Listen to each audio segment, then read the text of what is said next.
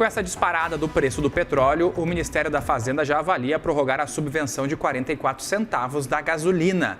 A gente vai conversar então sobre esse movimento do petróleo e os impactos nos combustíveis e na inflação com o Felipe Salto, que é economista-chefe da Warren Investimentos. Felipe, uma boa tarde para você. Boa tarde, Estevão. Prazer estar aqui com vocês na CNN. Felipe, vamos trazer primeiro um olhar para o preço do petróleo, como nós estamos aí com essas complicações após a intensificação da guerra.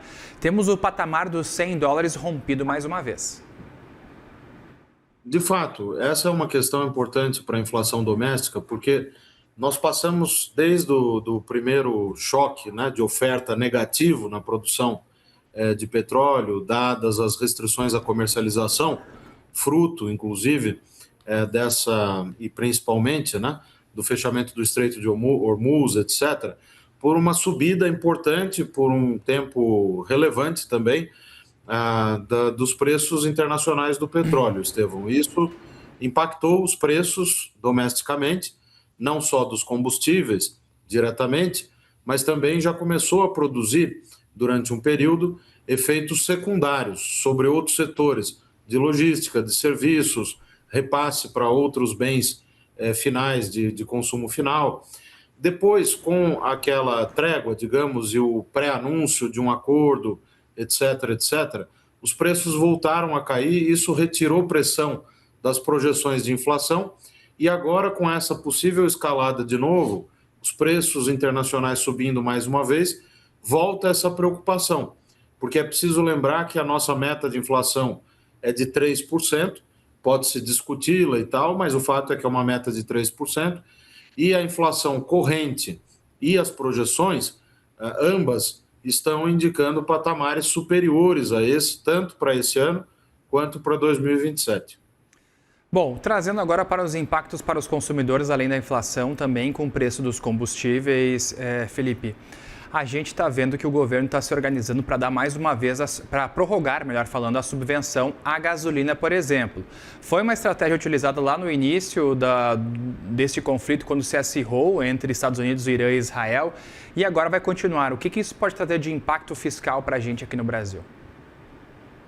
Olha, nós, de fato, aqui na Warren, temos feito uma série de estudos, Estevão, para mostrar esses impactos das ações do governo, não só em reação à guerra no Irã, aos conflitos no Oriente Médio, mas também ao tarifaço do presidente Donald Trump, que, como você viu e vocês noticiaram, nós tivemos já o anúncio do Plano Brasil Soberano na terceira versão. Então, são impactos que vão se acumulando num momento em que a situação das contas públicas é frágil.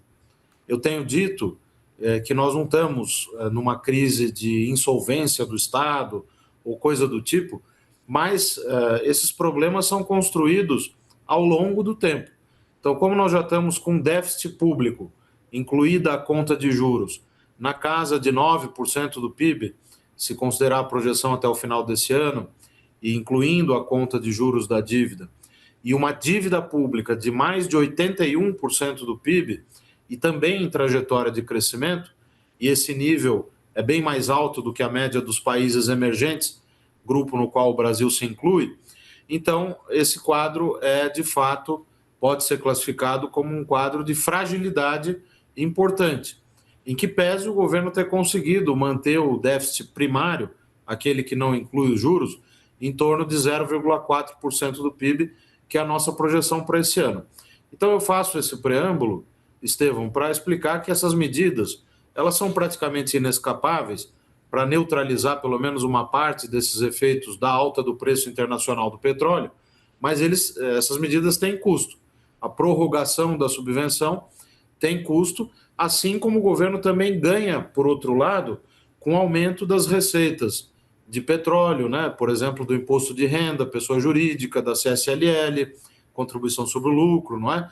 E também os dividendos da Petrobras. Então, o saldo líquido pode acabar sendo positivo nesse aspecto, e a nossa projeção para esse ano, do ponto de vista das metas fiscais, é que o governo deve cumpri-las nesse ano. Bom, a gente costuma falar que a gente traz as análises aqui, melhor falando, Felipe, de que essas subvenções às vezes trazem custos a longo prazo para a economia brasileira. Esse momento seria de o governo, por exemplo, deixar com que o mercado se autorregulasse a partir do preço do petróleo, ou é necessário fazer esse movimento para ajudar na inflação?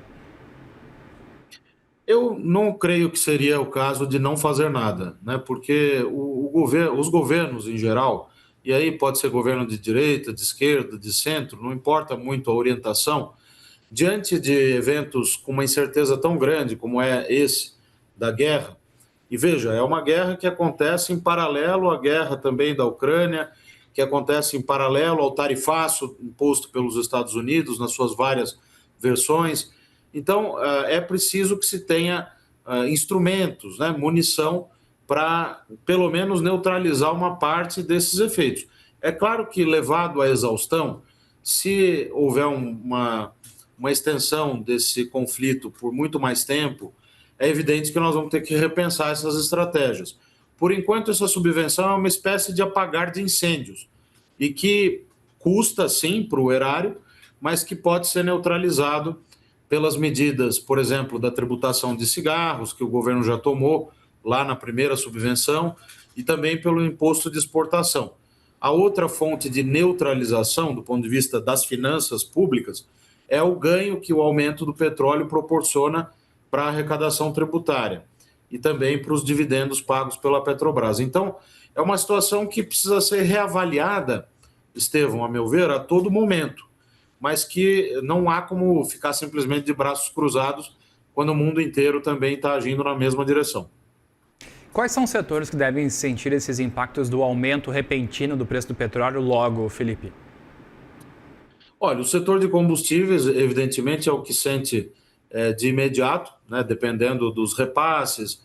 Também tem a questão da política de preços da Petrobras, que tem vida própria, digamos assim, mas esse é o setor afetado primeira e diretamente.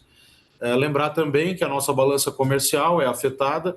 Hoje a gente tem superávit na balança de petróleo, então no curtíssimo prazo ou no curto prazo, o ganho com os preços de petróleo, ele existe no saldo da balança comercial, pode até ajudar um pouco a taxa de câmbio, ou seja, o preço do dólar medido em reais fica mais baixo, mas, como eu disse, são efeitos temporários.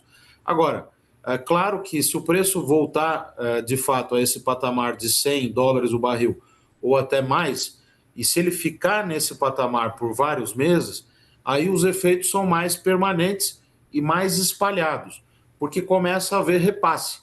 Então, o combustível mais caro acaba levando a também afetar o preço, os preços praticados pelo setor logístico, isso repassa para serviços, repassa para os bens finais, para commodities. Então, é um efeito dominó que não se pode dizer com certeza nesse momento que vai acontecer, mas dependendo da extensão da guerra e do tempo, do período, do prazo em que os preços ficarem lá nas alturas, sim, esse risco pode se materializar. Felipe Salto, economista-chefe da Warren Investimentos, muito obrigado pela participação por aqui, meu caro. Eu que agradeço, um abraço a você. Um abraço.